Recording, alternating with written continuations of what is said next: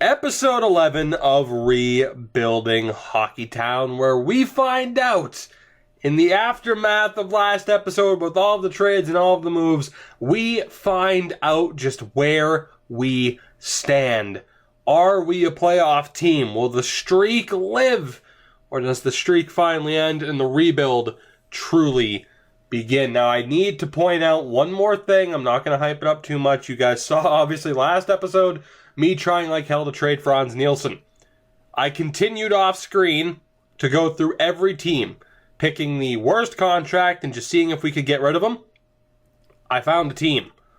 Unfortunately, I had no way to, go back and tack on prospects or picks. Instead, it ended up being a straight 1-for-1.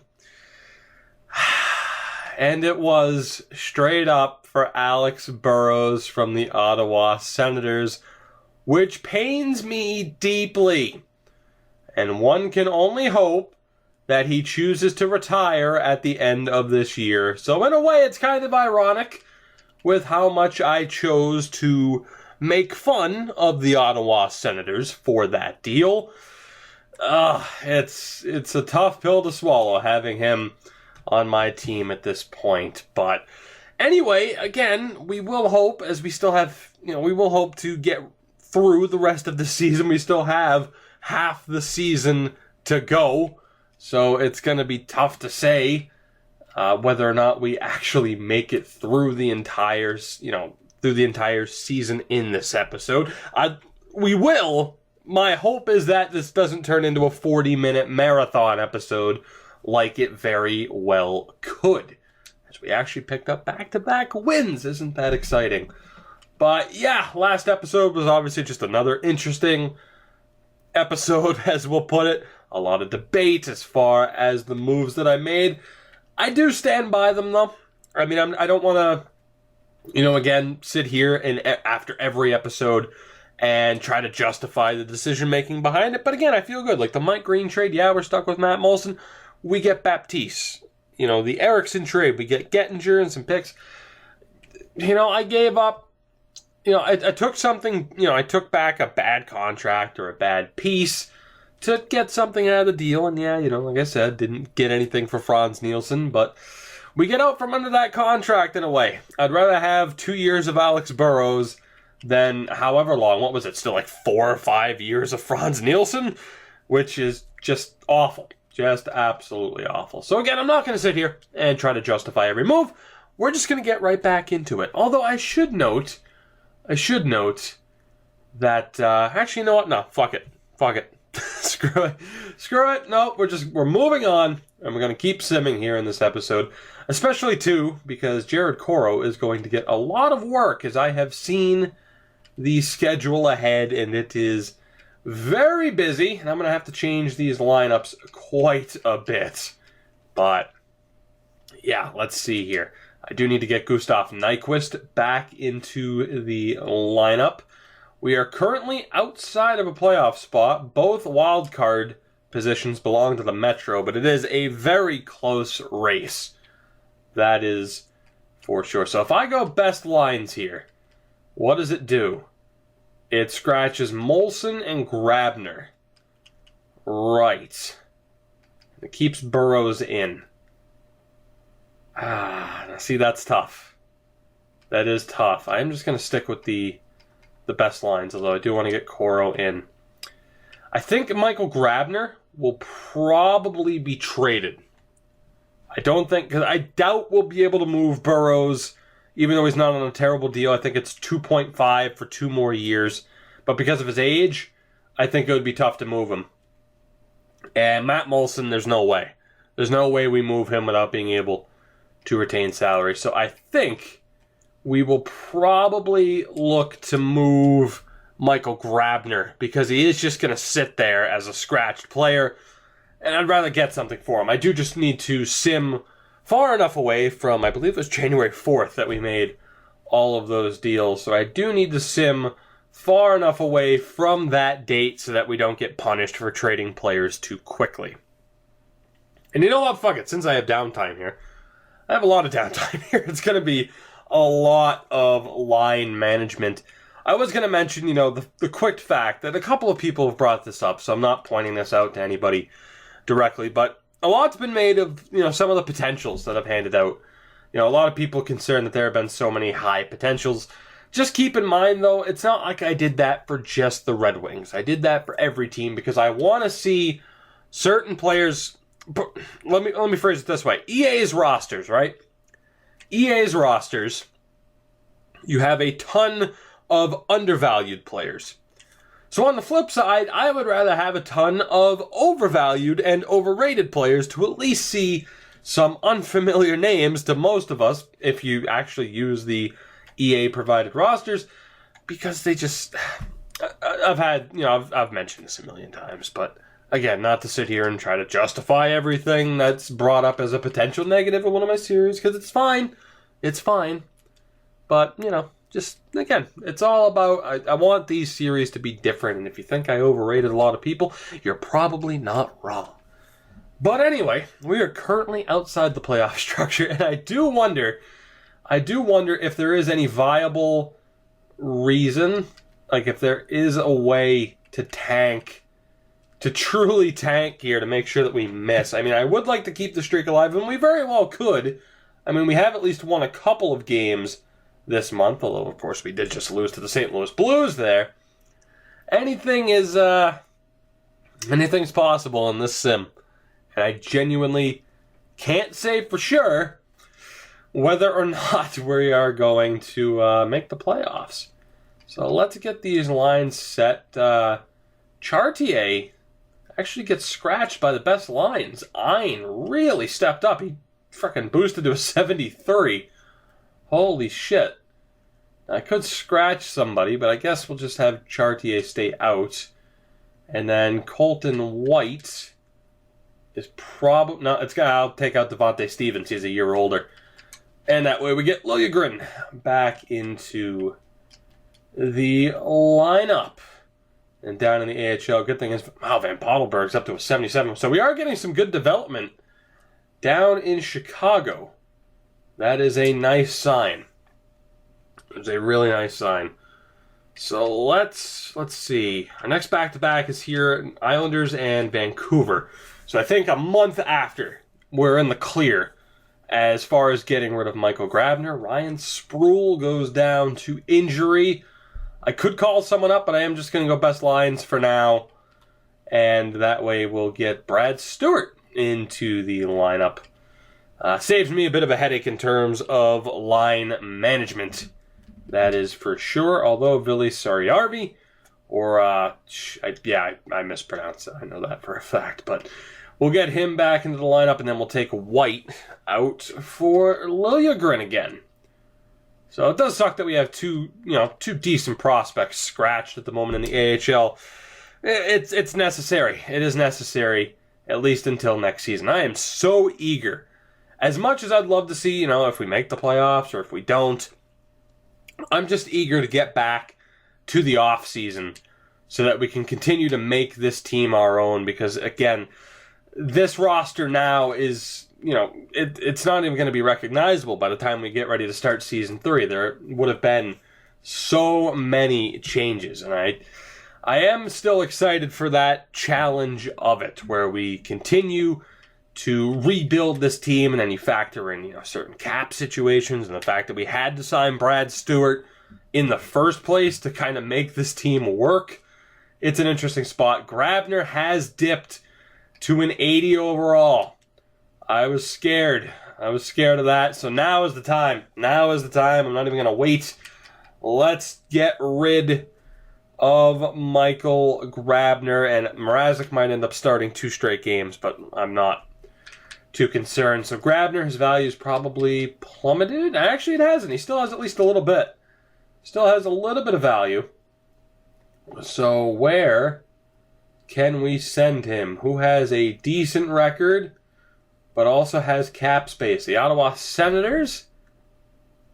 I'm alright with helping our direct competition, in a way. So what could we do here? Who could we pick up? Contract spots, 49 out of 50. An unsigned player in Stadler. Can't take him. Where can we send Grabner? How about the New York Rangers? How would you like to go back to the Rangers? Is my question. How many unsigned players do you have? Hey, you know what? I wouldn't mind trying to get Tyroning. Holy shit, we might actually be able to... Will that go through? Holy shit! Alright, well that went through. I'm okay with that. They get Michael Grabner to try and make a playoff push, and we get prospect Tyroning. I'm alright with that. I think the value was a little bit in our favor, or a little bit in their favor in terms of getting Grabner because they wanted to get rid of Ronning. So I'm cool with that. Grabner's gone. It sucks. I would have liked to have used him on this team, but it just didn't make sense. It didn't make sense to try and keep him. Now, yeah, there's no way we're able to move Molson. I do wonder, is there any way we can get rid of Alex Burrows? I doubt it. Like, I doubt that even the Senators would take him back. I might try for a minute here. just to double check to see if we can pull off the miracle. How about for Urcomps? Will that go through? Holy shit, it did! Well, fuck me, I didn't think that would go through. You know what? I'm fine with it. I'm fine with it. Even though the response was, of course we came out ahead in this deal. Like hell you did. Like hell you did. I just got a prospect and I got rid of Alex Burrows' contract. Now, he's not that great of a prospect. He's 23 and a 72 overall. But still, are you kidding me? I am 100% alright with that. 1,000%. We are able to get rid of Grabner, and we're able to get rid of Alex Burrows. And then I could flip Urcomps later for nothing. Wow, that is fantastic, and that just worked out tremendously well. That just worked out tremendously well. So yeah, could I have gotten more in both of those deals? Sure. But, number one, I'm sure some people will be happy that I didn't pick farm. I'm just happy to get Grabner off the books, and I'm certainly happy to get Alex Burrows off the books. I'll take it, man. I will take it. Now, the one thing I will do, as you saw when I tried to send Urcomps down, is that we are really in trouble as far as being at the cap, the floor. Like, we need to sign somebody, and that is the plan. So I know we already did it with Brad Stewart, and it's a little bit cheap, but let's take a look. Let's see if we can find a veteran who is worth bringing on. I am going to look for it to be a forward.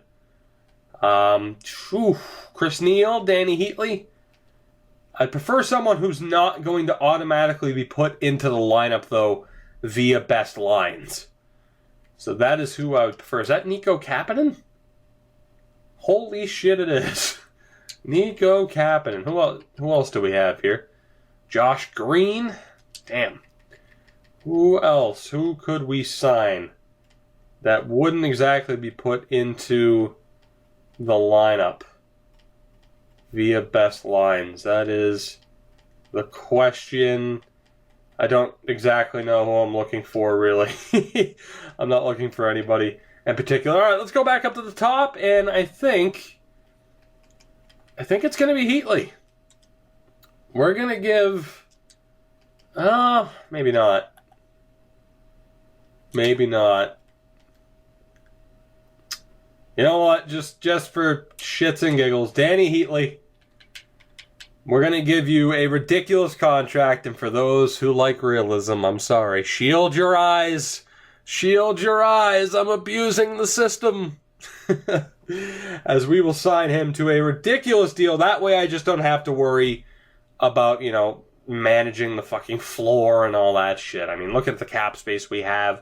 It's not like we're pulling off any blockbusters here. So, just for now, we'll sign him to the max contract. It will be 11 or 12 million. And in that way, I don't have to worry about it. Actually, holy shit. How much money can we send him? Holy shit. All right. Wow, over 14 million. Oh my god. Wow, $15 million contract. And you know what? That's exactly what I'm going to do. Well, that's a bit too much. Let's go down to 13. Just in case, someone sends me an offer or someone's like a waiver pickup. Well, actually, now that I even think of that, let's go down to 12. 12 million sounds good. 1 year, 12 million bucks. Danny Heatley. And we will continue to move forward. I cannot believe, I knew we'd be able to trade Grabner. I cannot believe we were able to get rid of Burrows. Because like I said, I didn't plan on exactly picking up Burrows. It just kind of happened when I was looking for a way to get rid of Franz Nielsen. So we're getting rid, we do still, of course, have some contracts that we're going to have to deal with. They have term, in the cap. Obviously, Girardi is the big one defensively. But I still feel like we're in a really good position here. I still feel like we're in a really good spot. And as long as I manage things properly, we will be fine. Now, whether or not that proves to be correct, we will find out. But the good thing is, of course, Matt Molson slots into the lineup. And we don't have anybody scratched. So that is solid. Let's go best lines down in the AHL. Of course, we're going to have to take out Urkomps. And again, I'm going to look to flip him probably as soon as the deadline, just to clear up the space. And we'll keep Gustafsson as the starter for now. We could even look to... I want the Chicago Wolves to make the playoffs, obviously. But we could look to get rid of some other guys, maybe pick farm a little bit. And that way we can get those players down into the starting lineup in Grand Rapids. Which, yes, in a way, it might hurt our playoff chances. They are a really good team right now, 33-14-1, as I look at that record. So, I don't know. Tough to say. And Ryan Sproul goes down to injury. We will edit those lines manually because I got to put in Coro. So, let's go best lines, go over to the goaltending, and put Coro between the pipes for this game against the Anaheim Ducks. We picked up our first win in quite a while against the Bruins. So, things are, I guess, looking up in a way. Barely. We did lose to Anaheim. And we are slowly falling behind. That was kind of the hope. With all those changes. And obviously, getting rid of Abdelkader, Nielsen, Green, especially defensively, we're absolutely weaker on paper. So, the plan was, to blow it up and go with the rebuild, even though that poll was close, as I mentioned in the last episode. It's looking like we're trending that way. We'll see if that continues. 3 games for Mrazek. And then Coro will play 2 straight against Colorado and Dallas as we look ahead. We are getting close to trade deadline day as well. I do wonder if we will get any waiver claims, which would be nice. We're starting to go towards the bottom of the standings too, so if there are waiver claims, we should have a decent shot. Although, Jesus, in saying that, we're only 1 point out of a wild card spot. Oh my God, I felt like we were really starting to trend down. No, we're still right there in contention. We are still right there in contention. Wow, that is incredible. This team is determined to make the playoffs. This game is determined to keep the streak alive. It's in the coding that the Red Wings must make the playoffs. That is incredible.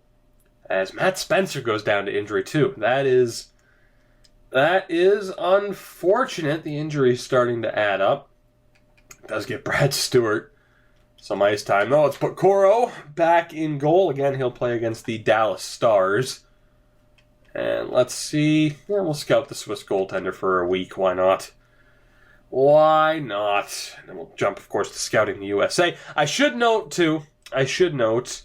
that, and that was the main reason why I brought up potentials. If you're... how do I phrase this? Basically, short and sweet, as Ouellette goes down to injury as well, I did add prospects who are projected for the 2018 and 2019 draft, I think, at least the 2018 draft. So if you're a freak like I am that follows, players that are going to be drafted a few years from now, you might see some familiar names, is what I am trying to say. So this draft might still be a little bit better, and kind of like I mentioned with the potentials, some people think I kind of boosted up the draft, the first year draft, which I definitely did, to make it more interesting, although, it's not like everybody was an extreme high-end talent. I mean, yeah, you did have quite a few guys towards the start of the second round, with that, high, medium top 6 potential, for example, but it's not like they're going to really become anything. Anyway, again, here I go again, trying to justify the way I've set up this series. You get it by now. It is what it is. If you enjoy it, cool. If you don't, then why are you still watching? I'm glad you are, but it's that kind of thing. Anyway, let's look at potentially making some last-minute moves here. We are currently outside the playoff structure, which I'm not exactly shedding a tear about. But no waiver claims either. Maybe we'll get lucky after the trade deadline actually passes. But let's see. What can we do? Who can we look to get rid of? So Urkamps, you need to be moved out.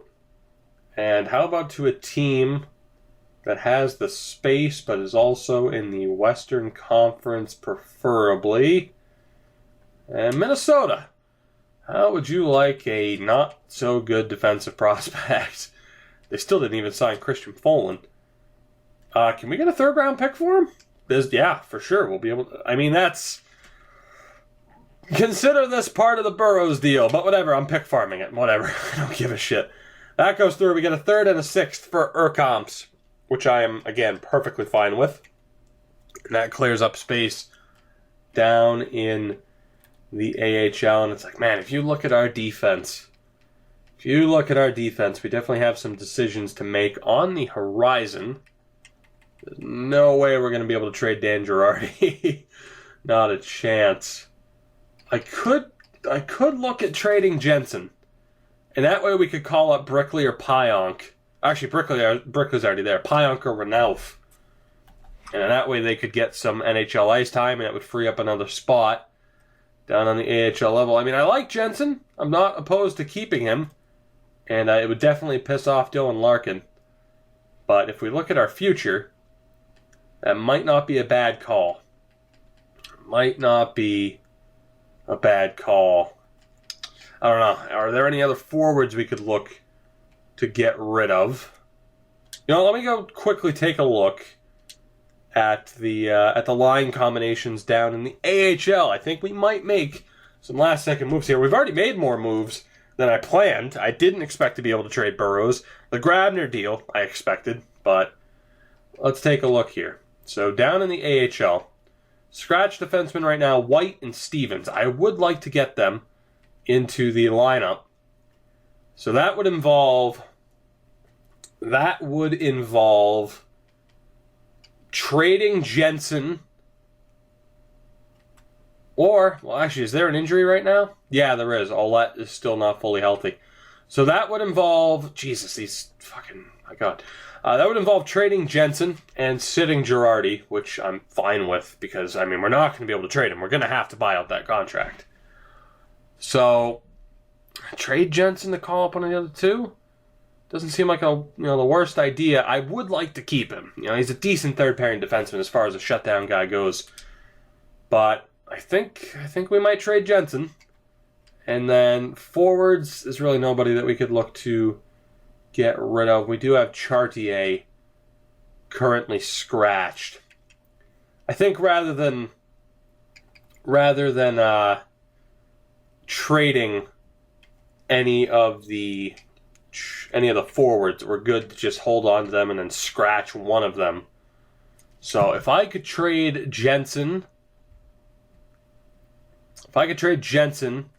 for preferably 2 depth defensemen at the AHL level, I think is what I'm looking for here. I think that's what I'm looking for. So let's take a look. Let's find Jensen. And then, like I said, just 2 shitty AHL level defensemen that we can cut at the end of this season. That's what we're looking for. That's not ideal from Anaheim. How about the Yotes? There we go. That's looking a little bit better. Connaughton, and nope, that's not a fit for us either. It might take a little bit longer to find a situation that works for us. There we go, Boston. Racine and Ricola. Perfect. Kevin Miller also in a bit of a bad way. But let's see if we can trade Jensen to Boston. Not sure if they need it. And actually, hold on. Was that a red bar still? That is a red bar still. Okay, so that's not going to work out for us.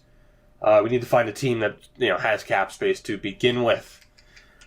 Oh boy, saved myself a little bit of time there. Should have paid attention to begin with. That is not going to work. Come on, you guys know you have shit players you want to get rid of. That's looking good.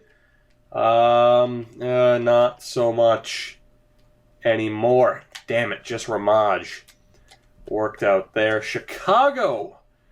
Svedberg and Reese Scarlett. That works for me. Perfect. Can we get a draft pick out of this? Or perhaps an unsigned player? An unsigned player. There's nobody that we can really tack on. So let's go draft picks from the Blackhawks. Would a third work? You know what? That might, because that third's going to be pretty low value since they actually want to get rid of it. So let's tack on a sixth. Pick farming for the win. Will that go through? Yes, it will. Nicholas Jensen off to Chicago. Right. So let's take the opportunity to send these two down. And we can call up Renouf and Pionk. And we'll get them both into the NHL lineup and see what they can do. So let's go best lines. And does it put them in by default? Yes, it does. Perfect. Perfect. I am fine with that. Let's keep the righties on the right here. So Aulette goes up to the top line. Brickley will be on the second pairing. A lot of potential in our defense right now. That is for sure. So Girardi, Heatley, and Stewart are the scratches. Let me go best lines down in the AHL. Who is the scratched forward? It's still Chartier, which is not ideal. So who can I look to knock down? Miller, who's not doing too bad. Boyd Gordon. And then Ferraro's having a decent season. Damn.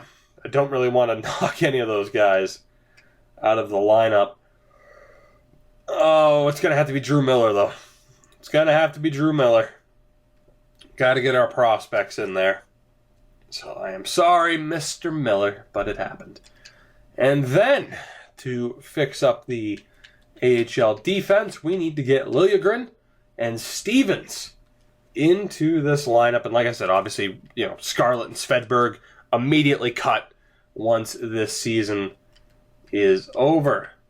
So we have two high top six defensemen. And one's a lefty, so that works out. And let's go with Hicketts. And we'll go with Colton White on the right. So there we go. That's looking all right as far as potential goes. And I know they're winning. But Van Pottelberg up to a 77. We'll see what he can do. And I think we are good to go. I think we're good to go here. I'm liking the looks of this team. Now it's just a matter of wrapping up this season. And will the streak somehow stay alive? Other trades, Troy Stetcher traded.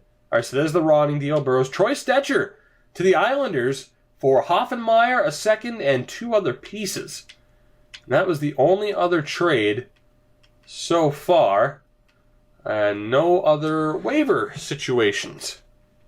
So Troy Stetcher traded to the Islanders. Jim Benning is at it again. But we have 19 games to go in this season, so let's get this over with.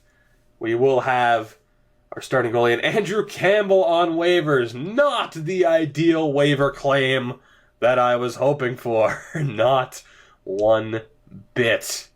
That is actually really shit.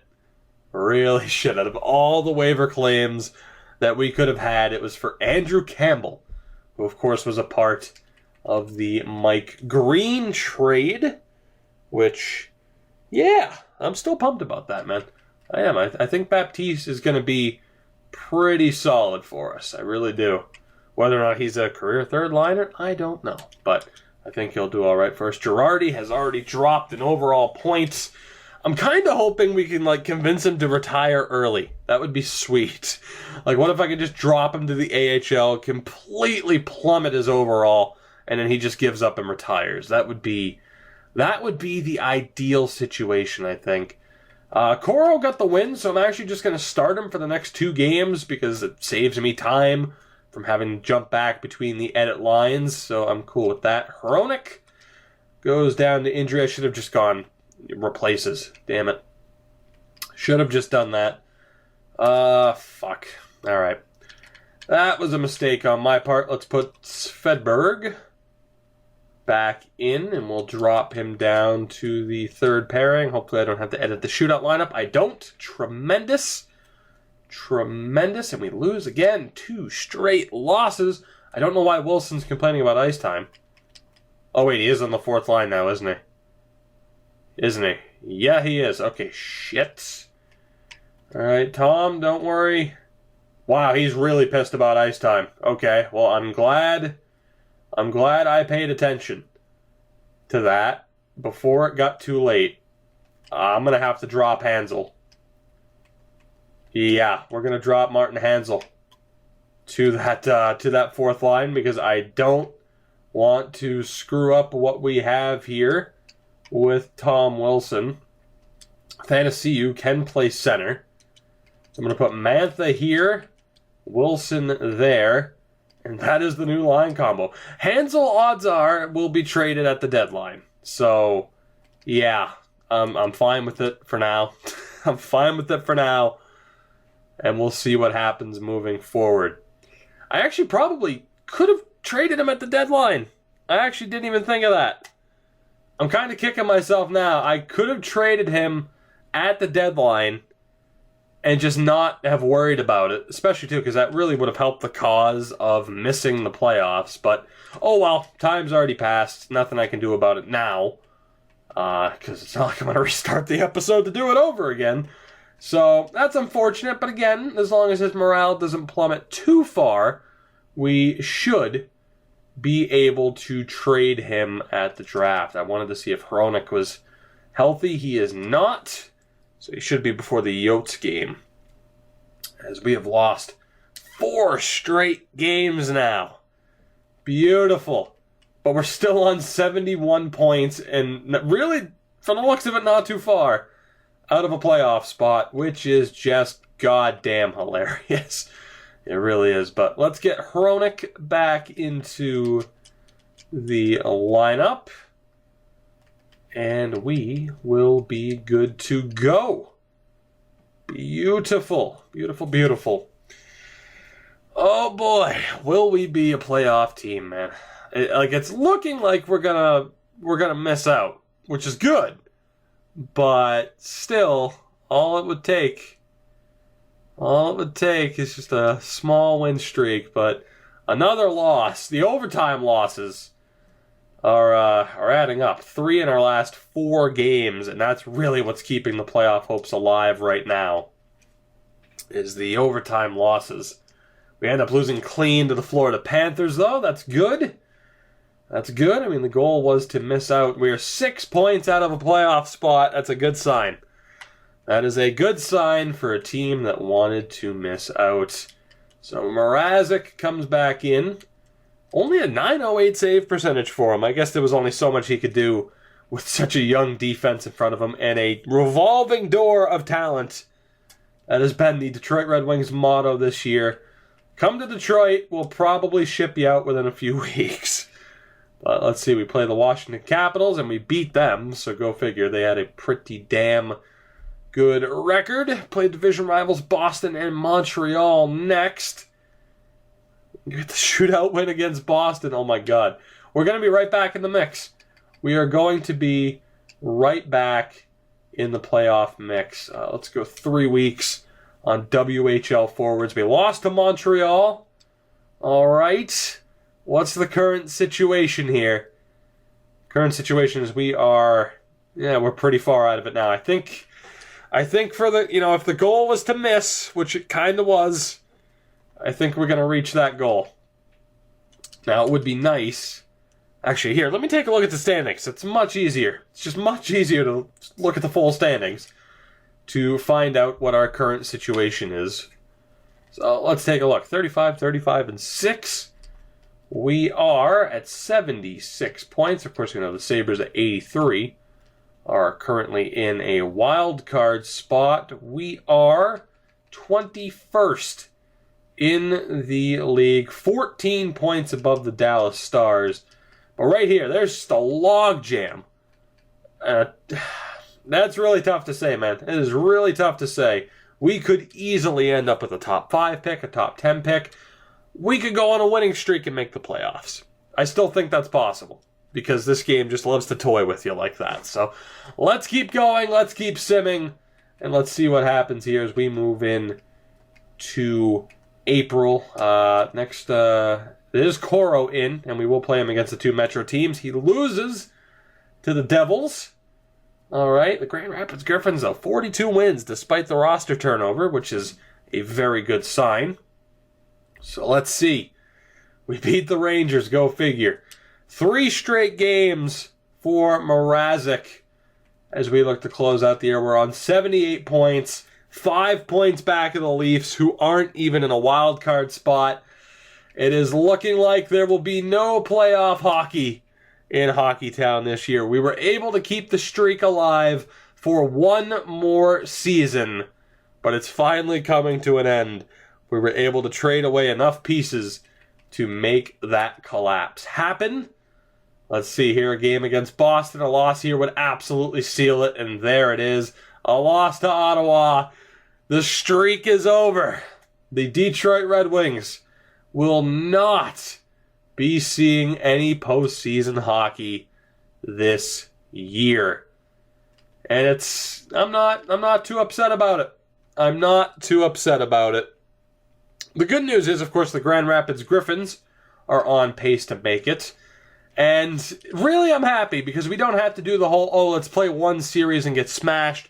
The next episode, we get right in to the offseason where that roster turnover continues, where we look to have an interesting draft. Who knows where our pick selection will be. Obviously, you saw with the draft picks earlier, we do have some 4th-round picks. I'm probably going to look to trade up into the 3rd round, maybe even get into the 2nd round if we can. But, of course, there's no way we can do what we did last year. There's no way. I'm not going to be able to replicate that, and that was the point. Last year's draft was the one where we really, set the pace. And I'm trying to think how to phrase it. I had a phrase in mind, but I lost it. I'm sorry. But last year was the draft where we really set the tone and put this team on the path we wanted to put them on. This year's draft, we should do all right for ourselves, but it won't be at that level. But anyway, there you have it. There are the postseason matchups. Calgary, Anaheim, LA, Edmonton, Nashville, St. Louis, Minnesota, and Chicago in the Eastern Conference. Toronto, Ottawa, Boston, Buffalo, Washington, and Montreal, which is a guarantee, of course, in the real-life NHL at this point, and Columbus and Pittsburgh, which is also pretty damn close to being the actual matchup. It's actually pretty much guaranteed. So at least realism as far as the Metro goes. But as we look to wrap this up, let's take a look at the league-wide standings, the point totals, and all of that. I will sim the playoffs at the start of the next episode. I'm going to end this one here because we're already closing in on the 40-minute mark. But let's take a look. The Calgary Flames, 118 points. They went the entire season without an overtime loss. That is mind-boggling. And we'll go all the way down here. We finished 26th, 5th from the bottom. Pretty damn good lottery odds. 1 win ahead of both Vancouver and Tampa, but of course, extra overtime loss over the Lightning. So damn, who knows, guys? Who knows? We might have a top 5 pick for the 2nd year in a row. Maybe we get lucky and we win the lottery. I do want to check though. Down in the AHL, Grand Rapids, top of their division, 2nd in the AHL right now. That is marvelous. Holy shit, Tucson, 49, 8-8. That is, wow. Oh my god. Like, obviously those teams play less games just because the AHL schedule's fucking weird. That is an insane record, holy shit.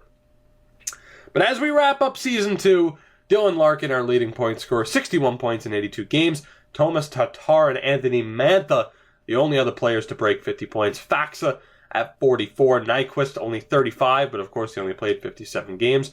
Bertuzzi, Athanasiou, and Wilson all broke the 30-point mark, which isn't too bad. That isn't too bad at all as you get a look at the point totals. Goaltending, Mrazek, 64 appearances with a 911 save percentage, a 917 for Coro in 22 games. Right. Let's go take a look league-wide at the stats. Goaltending, the save percentage leader, actually the wins leader, was Chad Johnson for the Calgary Flames. Corey Crawford, the only other goalie to break 40 wins. Let's take a look at the skaters for it first before taking a look at the rookie raced. I don't know what forced means. I also said raced. I'm falling apart here, guys. I'm sorry. But as we get a look, Vladimir Tarasenko, 106 points, 68 goals. Holy shit, 68 goals. He had 61 the year prior. That is insane. 94 points for Ovechkin with 63 goals. Galchenyuk, 87 points. That is a surprise. I would say it's surprising to see Galchenyuk in the third for scoring, although really I'd give it to Jaden Schwartz. 3 less games played. Damn, Vladimir Tarasenko. Most goals and the most points in the NHL this year. The rookie race looks like it belongs to William Nylander, Nikolai Goldobin. A little bit too far behind, so expect Nylander to take home the Calder. It is disappointing to see him there. He should have been on this team this year. But rookie goalies, anybody? Did anybody have a chance? Garrett Sparks led the way in terms of appearances. But yeah, oh boy, that Calder belongs to William Nylander. I do wonder down in the AHL for the Griffins how they did. I mean, Ferk didn't do too bad. No, I don't want to take an extended look at that. It is the AHL, and they do have playoffs to come. Guys, I think that does it. Mission accomplished. You said... Actually, no, fuck it. Let's sim the playoffs. We're already here. Fuck it. Let's sim them. Screw it. But anyway, what I was going to say is you wanted me to tank. Even though the poll was close, the decision was to tank. We did just that. And, yeah, now we have the chance. Wow, we have 4 games in 4 days heading into the playoffs. Oh my God, that's absurd. But whatever. We hit our goal. We have a chance at a top 5 pick, maybe even better. It'll be really interesting to see what happens with this team as we move forward. Again, so many changes to be expected. Can we get rid of Matt Molson's contract? Can we get rid of Dan Girardi? We're probably going to flip Martin Hanzal, as I discussed. A lot of options for what we can do moving forward. So I am very much excited for that. But in the meantime, the Chicago Wolves, can they do any damage in the playoffs? They are up 2-1 over the Stockton Heat, and they are moving on. All right, well, that's good. More playoff hockey for the AHL team. They play the Manitoba Moose in the second round. Let's see what they can do, led by Joran Van Pottelberg. Let's see, man. Can he lead this team to playoff glory? 2 wins so far, 3-0 lead, and a sweep of the Manitoba Moose. The Chicago Wolves marching to the conference final. Well, that is fantastic. They'll play the Rockford Ice Hogs. Sweet. That is fantastic for us to see them make it this far. If they lose at this point, that's fine. If they make it to the final, that would be sweet. 2 straight losses to Rockford. They're down 3-1. I think the Ice Hogs, needless to say, have their number. And they stay alive. Game 6, will that do it? It probably will be it. No, they force Game 7. All right, Grand Rapids, Game 7 against the Rockford Ice Hogs.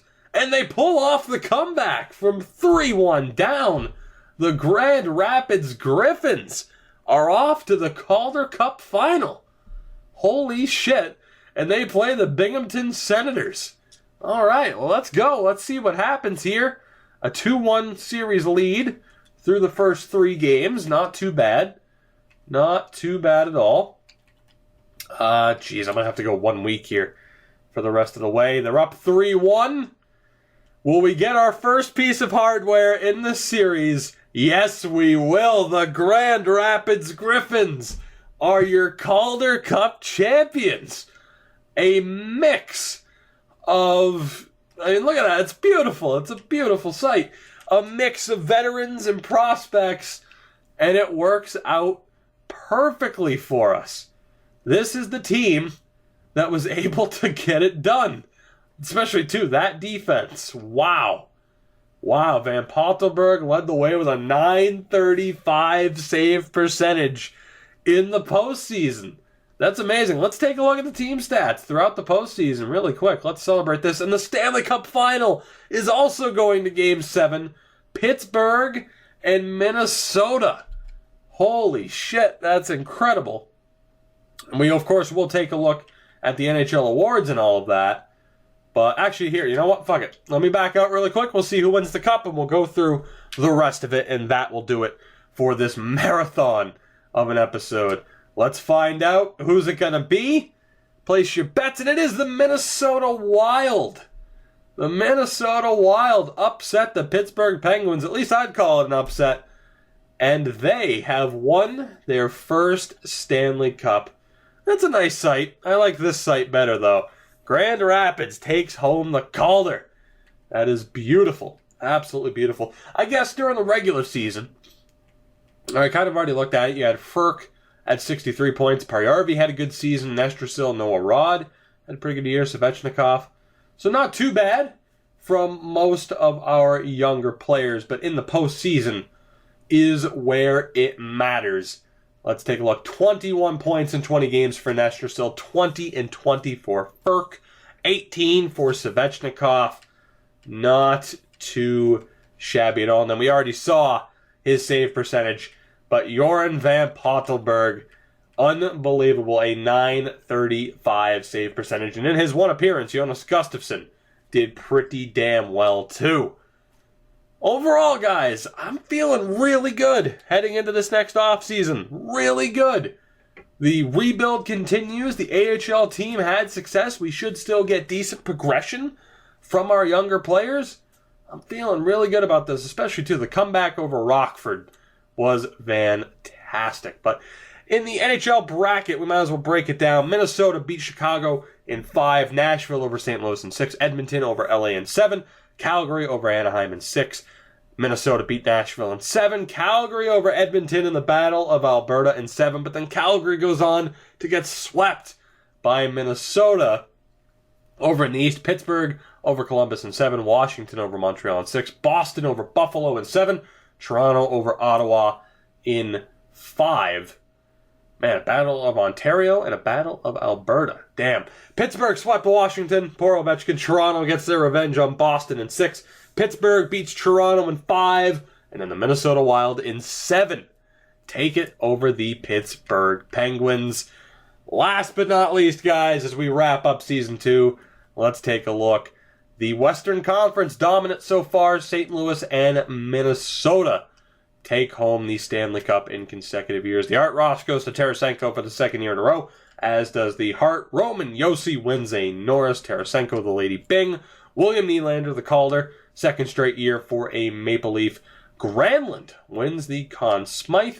Craig Anderson, the Vezina. The Jennings to Johnson and Elliott. The Masterton to Nick Holden. Zibanejad takes home the Selke. That's a bit of a shocker. The Lindsay to Tarasenko. And the Rocket Richard to Tarasenko. Down in the AHL, a wonderful sight as we take home the Calder Cup. Brock Besser takes home some hardware. Takes home even more hardware, and even more hardware, and even more hardware. Holy shit, 4 straight awards for Brock Besser. Mitch Van de Sample was your Defenseman of the Year. Gustafsson, the best goaltender. Van Pottelberg, your MVP of the playoffs. Brock Besser, more hardware. Steven Kampfer, and Merrick Langhammer. So Brock Besser tearing up the AHL.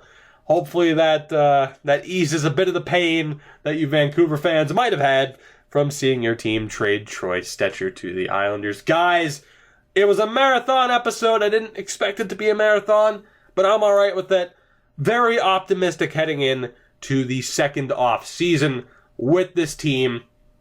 of course, not only because of the potential that we have, but the Calder Cup win as well. So guys, thank you so much if you made it all the way through. As always, if you did enjoy the video, feel free to support the video or the channel in any way you deem necessary. Any and all support is more than greatly appreciated. I will see you guys in the next episode. It's another draft. What can we do this time? I don't think it'll be as controversial, but you never know.